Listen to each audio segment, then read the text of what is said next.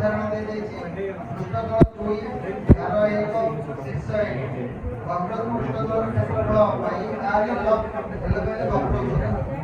ସମଗ୍ର ପୃଷ୍ଠତଳର କ୍ଷେତ୍ରଫଳ ପାଇ r ଗୁଣନ l cos r आयतन ବା ଘନଫଳ 1/3 ପାଇ r ସ୍କୋୟାର ତାପରେ ଏଠି ଗୋଲକ ବିଷୟରେ ଧାରଣା ଦିଆଯାଇଛି ଗୋଲକର ପୃଷ୍ଠତଳ 1 ଧାର ନାହିଁ ଶୀର୍ଷ ନାହିଁ ପୃଷ୍ଠତଳର କ୍ଷେତ୍ରଫଳ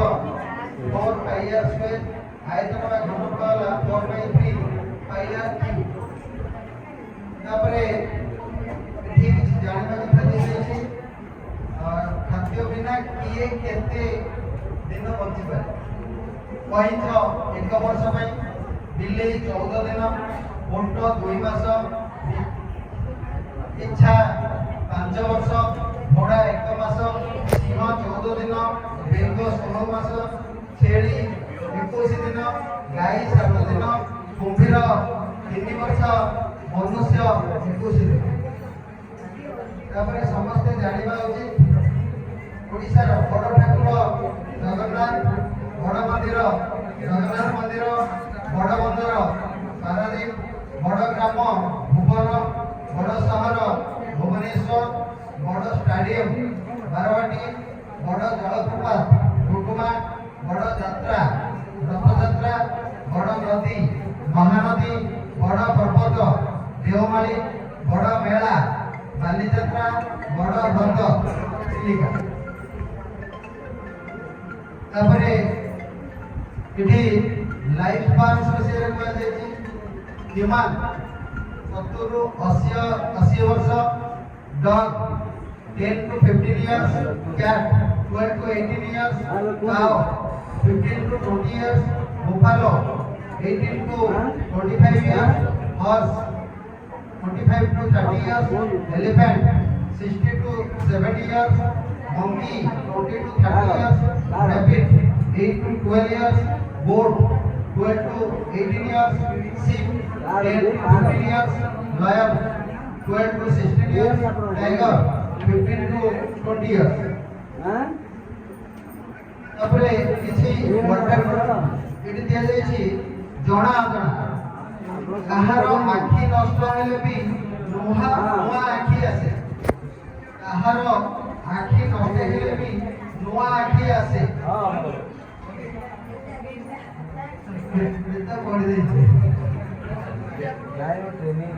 କେଉଁ ଜୀବର ଦାନ୍ତ ପେଟରେ ଥାଏ କେଉଁ ଜୀବର ଦାନ୍ତ ପେଟରେ ଥାଏ অক্টোপাস কি স্যার অক্টোপাস কেଉଁ ପ୍ରାଣୀ ଜଳ ଓ ସ୍ଥଳରେ ରହେ ମାତ୍ର ପାଣି ପିଏ ନାହିଁ କେଉଁ ପ୍ରାଣୀ ଜଳ ଓ ସ୍ଥଳରେ ରହେ ମାତ୍ର ପାଣି ପିଏ ନାହିଁ ବେଙ୍ଗ କରେକ୍ଟ ଆନ୍ସର କେଉଁ ଜୀବ ଯେଉଁ ଛୁଆକୁ ନ ଦେଖି ମରିଯାଏ ପ୍ରଜାପତି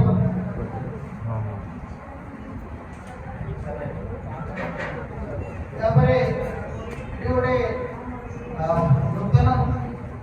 ନୂତନ ଶିକ୍ଷାନୀତିରେ ପଞ୍ଚଦଶ ଉପରେ ଗୋଟେ ସୁନ୍ଦର କବିତା ଅଛି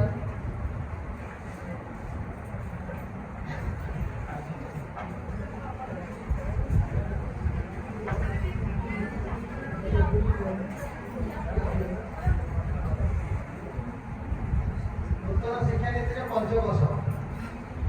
ନୂତନ ଶିକ୍ଷାର ବିଛରିଆ ଲୋକ ଗଢ଼ିବା ନୂଆ ଏ ଦେଶ ଶିଶୁର ବିକାଶ ଦେଖାଇ ମୋ ମାର୍ଗ ପବିତ୍ର ଏ ପଞ୍ଚକୋଷ ସୁଧି ଜଣେ ପବିତ୍ର ଏ ପଞ୍ଚକୋଷ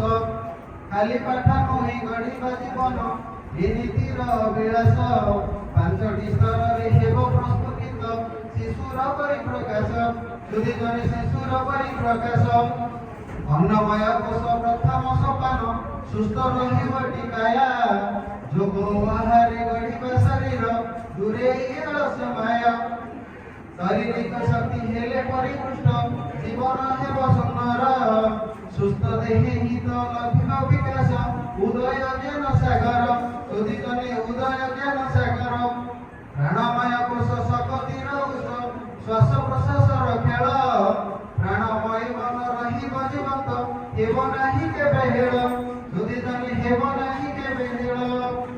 ଇନ୍ଦ୍ରିୟ ସଂଯମୀ ବଢ଼ିବ ସାହସ କର୍ମେ ଯେ ଶିବ ନିଷ୍ଠା ଅନ୍ତରର ଶକ୍ତି গরিব জাগ্রত গরিব শ্রেষ্ঠ প্রতিষ্ঠা যদি জনে গরিব শ্রেষ্ঠ প্রতিষ্ঠা মনময় কোষ মনোরধার ভাবনা ও ভাব বেগ সাহিত্য সঙ্গীত কলার স্পর্শরে তুটিব সবু উদ্বেগ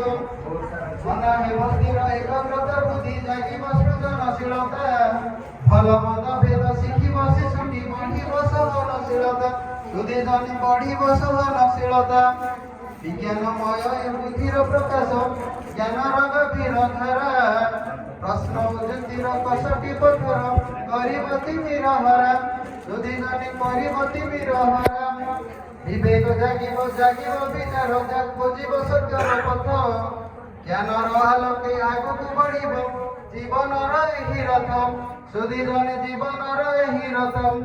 আনন্দময় তো অন্তিম শিক্ষার আনন্দময় তো অন্তিম শিখর পরম শান্তির বাস আধ্যাত্মিক ভাবে হইব পূরণ শিশুর আত্মবিশ্বাস যদি জনে শিশুর আত্মবিশ্বাস তারপরে ওয়াটার কন্টেন্ট অফ হ্ୟୁମାନ অর্ଗାନ୍ସ ପ୍ରାଣୀ ଶରୀର ମଧ୍ୟରେ କେତେ ପରିମାଣର ଜଳ ଅଛି ଆମେ ସମସ୍ତେ ଜାଣିଛେ ମଣିଷ ଶରୀରରେ ଅଡଲ୍ଟ mail 60%, ଅଡଲ୍ଟ female 50 to 55%, more fat tissue, less water, infant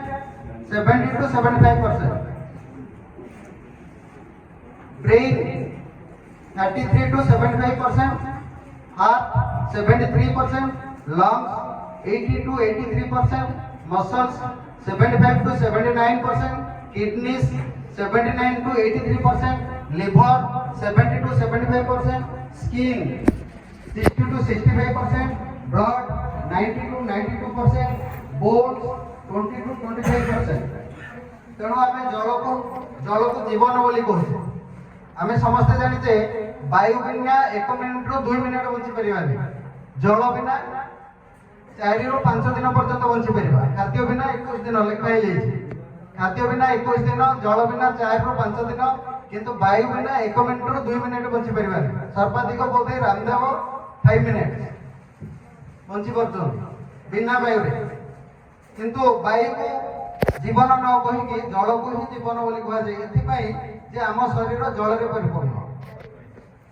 ତାପରେ ଏଠି ଆଜିର ଅନୁଚିନ୍ତା ଦିଆଯାଇଛି ଅନୁମାନ ଭୁଲ ହୋଇପାରେ, ଅନୁମାନ ଭୁଲ ହୋଇପାରେ ହେଲେ ଅନୁଭବ କେବେ ଭୁଲ ହୁଏନି,